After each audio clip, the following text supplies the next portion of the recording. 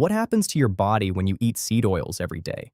There's a fat sitting in almost every packaged food you eat that the internet says is quietly destroying you. 30 separate clinical trials on more than 1,300 people found no evidence of that at all. Here's the mechanism.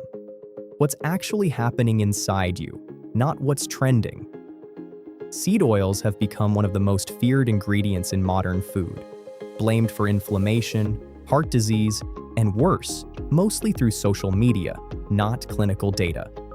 So today, we're doing something different. We're going to track linoleic acid, the fat at the center of the seed oil debate, from the moment it enters your body, to the biological mechanism people are actually afraid of, to what the long-term data really shows. The setup.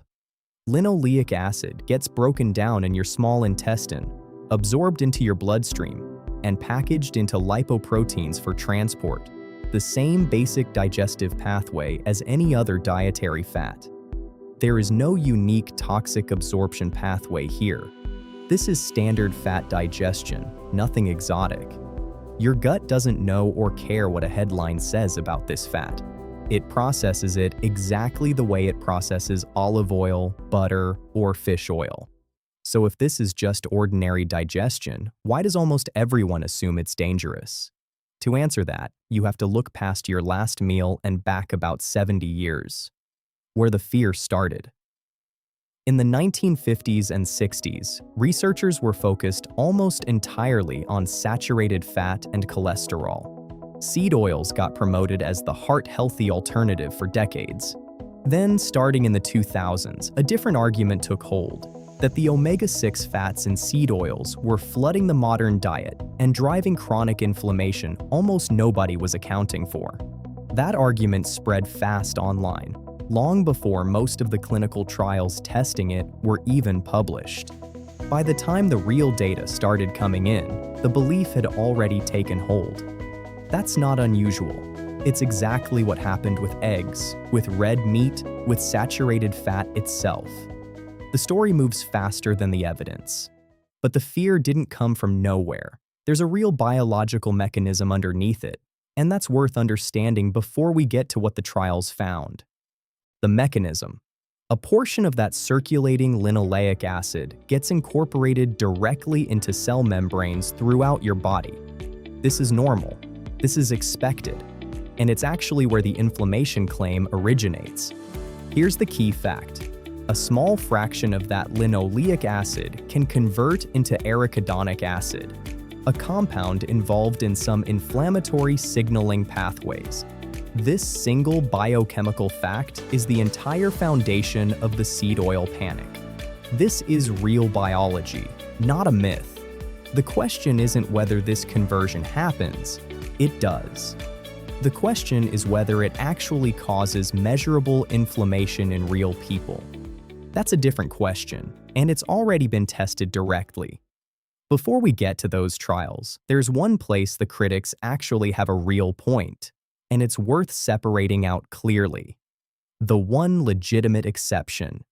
Heating oil to high temperatures repeatedly, especially in deep fryers reused for days at commercial restaurants, does cause oxidation and breakdown products that are genuinely worth avoiding. That's a real mechanism, and it's different from the oil in your salad dressing or the tablespoon you cook with at home. Most of the clinical research on seed oils and health outcomes tests normal dietary intake, not oil reheated dozens of times at a fast food chain. Lumping those two scenarios together is a big part of why this debate gets so confusing. The oil itself isn't the villain. How it's used might be. So set the fryer oil question aside. For the fat most people are actually eating in normal amounts. Here's what researchers found when they tested it directly. The evidence. A randomized, placebo-controlled trial gave adults 30 grams a day of soybean oil for 4 weeks and found no significant impact on inflammatory markers or oxidized LDL cholesterol. That's not an isolated result. A 2017 meta-analysis pooled 30 separate randomized controlled trials. 1,377 people total, and found no significant effect of increased linoleic acid intake on major inflammatory markers, including CRP, TNF, and interleukin-6. If this fat were quietly lighting a fire inside the body every single day, 30 separate trials watching for smoke should have found some. They didn't. So the inflammation claim doesn't hold up under direct testing. But that's not the version of this story people are actually most afraid of. The version that keeps people up at night is about their heart, and that's a completely different body of evidence. The verdict. A 2024 review of the clinical evidence found that people with higher blood levels of linoleic acid had a lower risk of coronary heart disease, stroke, and type 2 diabetes compared to people with lower levels. The mechanism is straightforward. Linoleic acid measurably lowers total and LDL cholesterol compared to saturated fat and refined carbohydrates. A well-replicated finding, not a single study. One honest caveat. One study did find that very high supplemental doses, well above what a normal diet provides, showed some narrow tissue-specific effects. That's a genuinely different scenario from a tablespoon of oil in your cooking. None of this means every fat is created equal, or that nutrition science is fully settled. It means the specific claim driving this panic, that ordinary dietary seed oil intake is quietly destroying your heart, runs in the opposite direction of what large clinical datasets actually show. Track the actual mechanism.